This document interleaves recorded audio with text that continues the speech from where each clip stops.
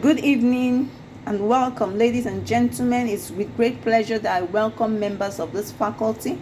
I welcome the staffs and students of this great university.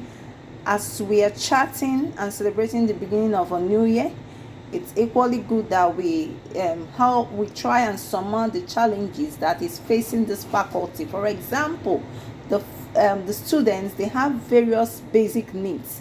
Of course, the basic needs refers to the most essential resources which is equally required to help a student strive. These basic needs include safety, food, housing, financial health, and overall wellness. And when we talk about overall wellness, we refer to the physical, the physiological, and the spiritual well-being of a student. And of course, for a student to be active and be an engaged learner, it's paramount that he or she is able to get all these basic needs, which will make him to be physically and be self-conscious of his environment. In that way, he or she can strive far better in his environment. By assisting the students to be able to meet these basic needs, the faculty will provide a conducive educational environment for them, will be able to produce a safe environment and a peaceful environment for them to strive, and a healthy environment for them to compete among their peers.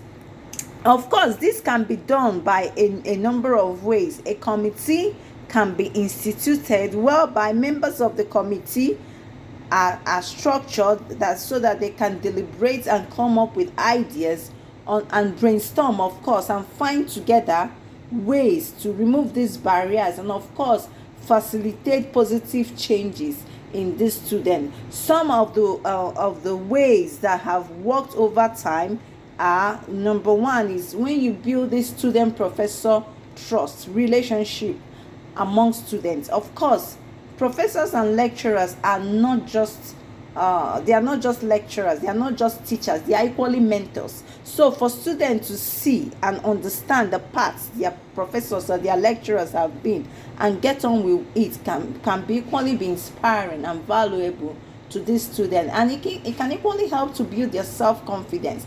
And by the faculty being able to provide a peaceful environment, the students are safe, they feel safe, and they can strive and be the best in such environment. And by the faculty being able to provide some financial aid to some of these students who are coming from a very very poor background.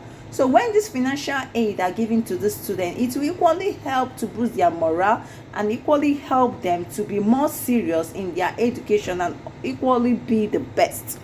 Again, it's equally good that in doing all this, you foster collaboration. It's important that students realize that they shouldn't consider themselves to be in competition with their peers when it comes to scores and grades and assignments, because once there is competition, there is pressure to outshine the other. But with a sense of competition, of course, a sense of competition is equally good, but it's hard to know when to draw the line. So it's equally good that we build the students to build their own internal motivation and work together rather than compete against each other.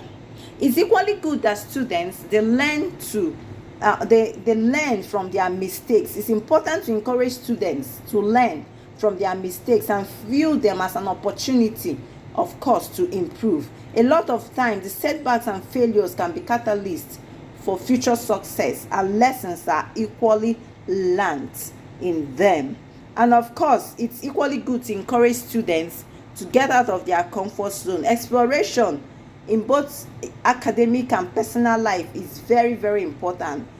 It's always good that we don't underestimate the power of going beyond one's comfort zone, because when you hold back, you will not be able to achieve your full potential. It's equally good to develop in this student the self-consciousness to be able to appreciate who they are, to be aware of oneself, and to be able to build on yourself. It is these experiences that will help them build confidence, positivity, and engagement within the faculty.